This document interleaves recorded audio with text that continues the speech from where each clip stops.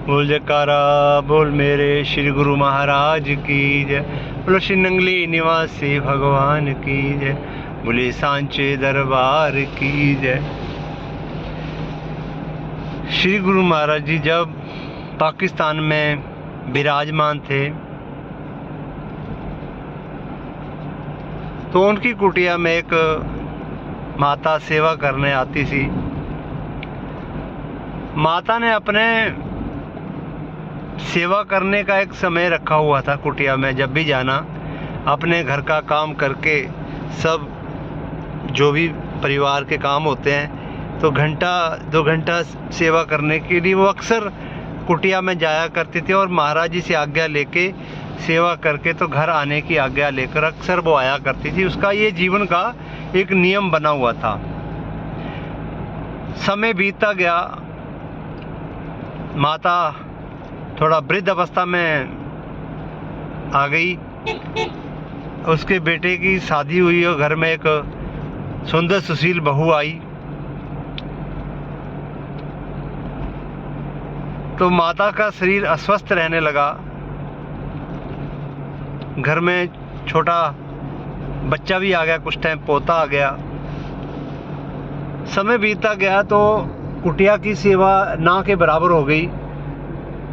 तो उस बुजुर्ग माता के मन में ख्याल आया कि मेरा तो सारा जीवन गुरु महाराज जी की सेवा में बीता है। जितना भी समय रहा मैं कुटिया में जाके महाराज जी की सेवा करती, अब तो मुझसे सेवा छूटेगी।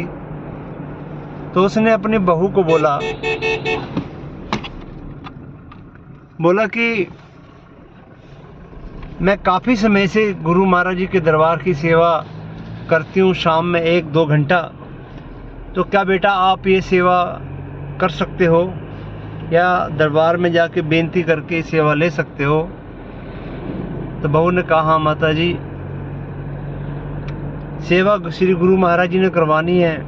मैं जाके बेनती करूँगी श्री गुरु महाराज जी से कि वो सेवा जो आप ने नियम बनाया था वो उस नियम का मैं पालन कर सकूं। तो उस बहू ने, उस बेटी ने दरबार में वैसे ही 1-2 घंटा शाम को निकालने, घर का सारा काम, बुजुर्ग माता को देखना, बच्चे को देखना, तो उसका नियम चलना शुरू हो गया, कुटिया में जाना। एक दिन क्या हुआ कि माता भी कुछ बीमार थी, बुजुर्ग माता, और उसका बेटा भी बीमार था। तो वो मन में सोचती है कि आज कुटिया जाऊं या ना जाऊं। मन में ये विचार कर रही थी कि कुटिया जाऊं कि ना जाऊं। माता भी बीमार और बच्चा भी बीमार है। जो उनका माता का बेटा था वो अपनी ड्यूटी पे गया हुआ था। तो वो बहू मन में सोचती है कि आज जाऊंगी और जल्दी से सेवा करके फटाफट वापस आ जाऊंगी। ऐसा सोच के वो कुटिया गई। उसने अपनी जो भी सेवा वहाँ पे मिली आज्ञा के अनुसार वो सेवा की, जाने लगी। तो उसी वक्त दरबार में संगत आ गई, 20-25-50 आदमी संगत आ गई। तो उधर से उसने कहा कि गुरु महाराज जी मुझे आज्ञा है। तो गुरु महाराज जी ने कहा अभी कैसे जा सकते हो, अभी तो संगत आई है, तो इनका चाय पानी नाश्ते का बंदोबस्त करो।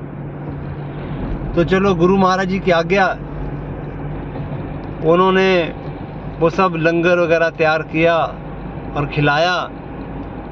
तो फिर आज्ञा मांगी श्री गुरु महाराज जी अब आज्ञा दें।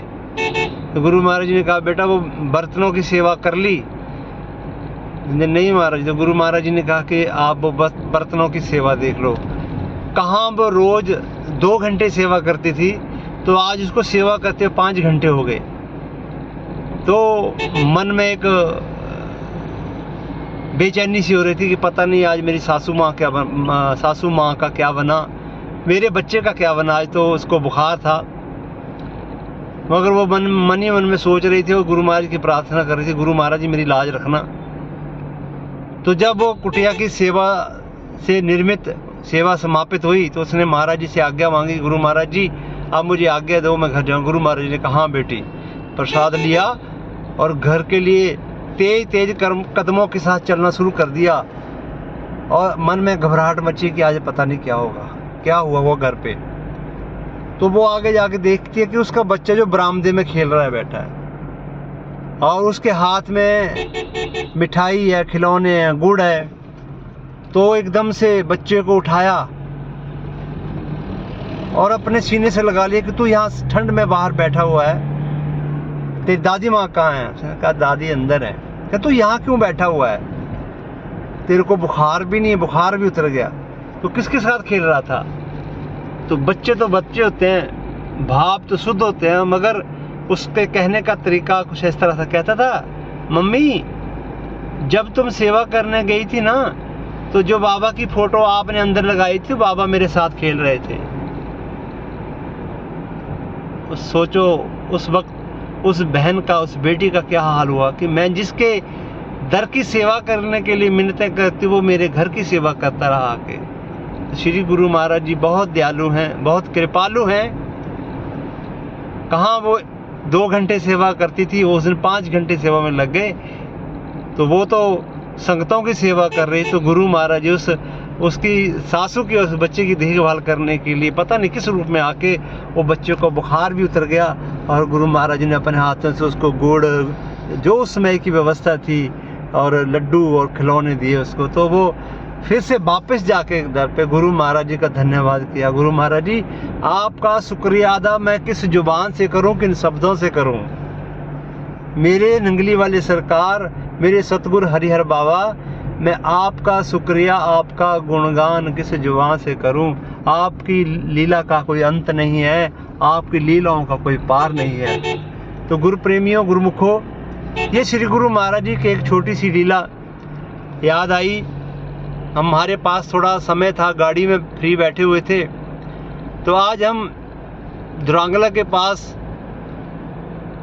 एक मतलब बॉर्डर है पाकिस्तान का, तो हमारे मन में ये विचार आया कि यहाँ से श्री गुरु महाराज जी का जो पाकिस्तान का बॉर्डर है बहुत नज़दीक है। शायद हो सकता है जब श्री गुरु महाराज जी अपने जीवन का शरीर रूप में थे, तो उस वक्त इन राहों से मेरे सतगुरु गुजरे होंगे। तो आज मैं ये महसूस कर रहा हूँ कि श्री गुरु महाराज जी की कृपा हमारे साथ है, और हमेशा उनकी कृपा हमारे साथ रहेगी, क्योंकि गुरुमुख के लिए तो गुरु घर की परछाई और गुरु घर की हवा भी बहुत होती है। तो इधर 1 किलोमीटर 2 किलोमीटर आगे पाकिस्तान का बॉर्डर है, जहाँ से बता रहे थे कोई कानोवाल करके, कोई ऐसे गांव जो हम अक्सर ग्रंथों में सुनते हैं, तो वो यहीं से कुछ दूरी पे 10 किलोमीटर पे होंगे। तो आज का दिन बहुत श्री गुरु महाराज जी की कृपा से सौभाग्यशाली रहा, क्योंकि हम लोग संत हैं, हम उनके चरणों से जुड़े हैं, उनकी कृपा से जुड़े हैं। तो हम हर हाल में श्री गुरु महाराज जी का शुक्रिया अदा करते हैं, चाहे वो कहीं जाने की हो, कहीं खाने की हो, या किसी से मिलने की हो, गुरुमुख से बात करने की हो। तो श्री गुरु महाराज जी का दिल से और इस जीवन से और हर पल से धन्यवाद, जो उन्होंने हमें अपनी सेवा के लायक समझा, क्योंकि सेवा हम लोग नहीं कर सकते, ये तो श्री गुरु महाराज जी करवाते हैं और वही करवाते रहेंगे। सबको प्रेम भरी जय सच्चिदानंद। आप सब लोग भी जो इस वक्त इस वीडियो को देख रहे हैं और सुन रहे हैं, जिन्होंने नामदान ले रखा है, श्री गुरु महाराज से पवित्र शब्द नामदान ले रखा है, वो अपने नामदान की जपने की क्षमता को बढ़ाएं और अपने जीवन को सफल बनाएं, क्योंकि ये जन्म बहुत अनमोल है। इसको समझने के लिए गुरु शरण और गुरु शब्द बहुत ज़रूरी है। धन्यवाद। जय सच्चिदानंद। बोलो जयकारा बोल मेरे श्री गुरु महाराज की जय। बोले श्री नंगली निवासी भगवान की जय। बोले सांचे दरबार की जय। बोले सतगुरुदेव भगवान की जय।